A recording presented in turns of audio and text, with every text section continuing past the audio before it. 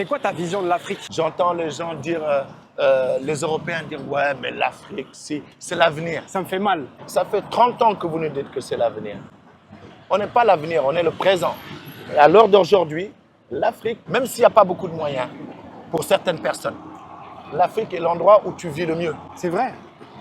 Moi, pour moi, après, il est difficile, mon neveu, de dire aux gens de ne pas essayer de voir ailleurs. Pourquoi? Parce que moi, je n'ai pas fait ce chemin-là. Donc, en fait, je n'ai pas, comment dirais-je, je n'ai pas la légitimité de leur dire de ne pas le faire. De ne pas Mais essayer de tenter de ne leur- pas essayer. Je ne peux pas leur dire de ne pas le Mais faire. quand je vois Mais pas- je le conseille. Ouais. C'est de ne pas le faire parce que le nombre de personnes qui arrivent à destination, et une fois qu'ils y arrivent, les conditions dans lesquelles ils vivent, Elles sont pas bonnes. elles sont Elles sont même- misérables. ouais. Bah, les gars, je rebondis par rapport à ça parce qu'il y a sûrement des gens d'entre vous qui verront cette vidéo. Le but, c'est pas de vous juger. Le but, c'est pas de vous accabler. Nous, comme on n'est pas forcément légitime de vous dire les choses, mais on va vous dire ce qu'on ressent.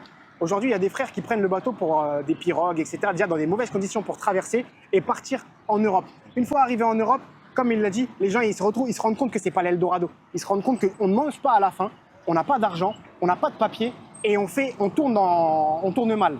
Et le but dans ce message-là, c'est vraiment d'essayer de toucher vos cœurs et de vous dire que ici, on peut entreprendre.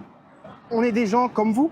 On n'a pas forcément grandi avec des moyens. Comme tu disais, toi, tes parents, etc., ils ont tenté de se battre depuis le bas âge. Et aujourd'hui, ils ont grandi, etc., ils ont vécu leur vie. Et à leur âme. Et toi, aujourd'hui, tu es encore là.